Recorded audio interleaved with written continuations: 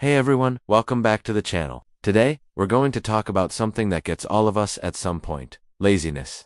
That feeling of wanting to do nothing, even when you know you have a million things to do. But what if I told you that the laziest person you know could become the most successful? Stick with me, because today we're diving into a powerful story that might just change the way you see yourself and your potential. Let's talk about a boy named Leo. If there was an Olympic sport for being lazy, Leo would have been a gold medalist. His room was a disaster zone. His homework was always a last-minute scramble, and his favorite activity was, well, nothing. His parents were at their wits' end. They tried everything, nagging, bribing, taking away his video games, but nothing worked. To Leo, effort was just a word in the dictionary he couldn't be bothered to look up. His teachers would say things like, "Leo has so much potential. If only he'd apply himself." And he heard it. He knew they were right, but the comfort of his couch always won.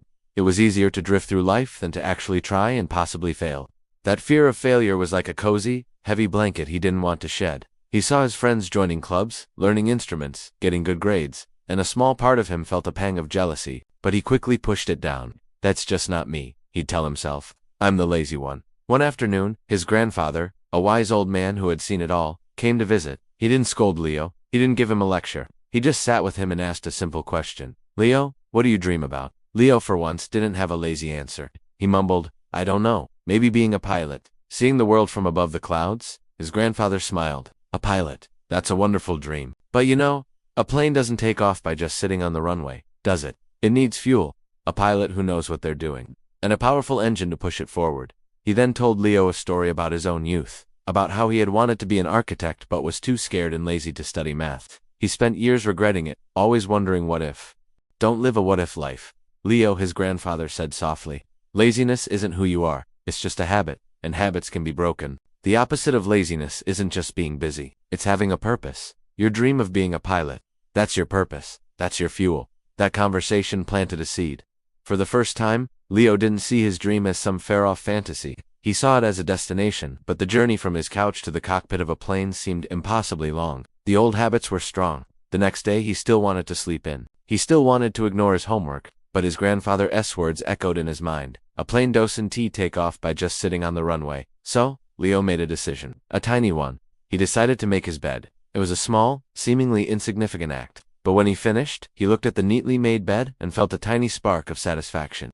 It was the first time in a long time he had intentionally created order out of chaos. That tiny action became his first step. He didn't suddenly transform into a super student overnight. No, the change was gradual. He started with what I call the 2-minute rule. If a task took less than 2 minutes, he would do it immediately. Putting a dish in the dishwasher, replying to an email, tidying up one corner of his desk. These small wins started to build on each other. They were like little boosts of fuel for his engine. Next, he tackled his homework. Instead of seeing it as a giant, terrifying mountain, he broke it down. He used the Pomodoro technique. 25 minutes of focused work, then a 5-minute break. Just 25 minutes. He could do that.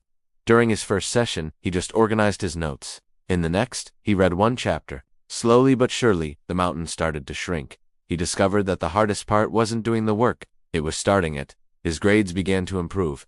It wasn't a dramatic jump, but it was steady progress. His teachers noticed, his parents noticed, more importantly, Leo noticed. He was proving to himself that he could do it. The feeling of accomplishment was far more satisfying than the temporary comfort of laziness. He started researching what it took to become a pilot. The requirements were intense. Excellent grades in math and physics, physical fitness, discipline. The old Leo would have given up right there, but the new Leo saw a checklist, a flight plan. He joined the school's science club. He started going for runs in the morning, even when it was cold and dark. Each run, each solved math problem, was another step on the runway. Of course, there were days when the old Leo tried to resurface, days when he felt overwhelmed and just wanted to quit. On those days, he'd remember his grandfather's words, and look at a picture of a cockpit he had taped to his wall. He reminded himself of his why. Why was he doing all this? To see the world from above the clouds. That purpose was his guiding star, his North Star. He learned to embrace the struggle. He realized that effort wasn't the enemy, it was the process. It was the journey that was shaping him into the person he needed to be to achieve his dream. He wasn't just studying to pass tests, he was building the discipline and knowledge of a future pilot.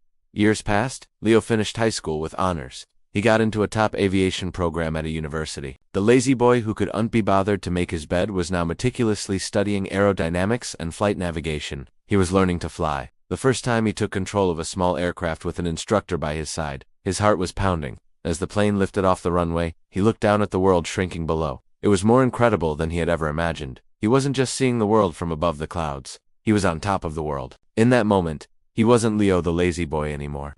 He was Leo, the pilot. Leo's story isn't about some magical transformation. It's about the power of small, consistent actions fueled by a clear purpose. Laziness thrives in ambiguity and comfort. It shrinks when faced with clarity and action. So, I ask you the same question Leo's grandfather asked him. What do you dream about? What is your why? Maybe it's starting a business, learning an instrument, getting in shape, or writing a book. Whatever it is, hold on to it. That is your purpose. And then, start small. What's your make the bed moment? What's the one tiny 2-minute action you can take right now to move toward that dream? Don't worry about climbing the whole mountain today. Just take the first step. Build momentum. Celebrate those small wins. Remember, you are not your habits. You are not a lazy person. You are a person who currently has a habit of being lazy. And habits can be changed. You have the power to rewrite your story, one small action at a time. The person you want to be is not some distant stranger. They are waiting for you on the other side of your comfort zone.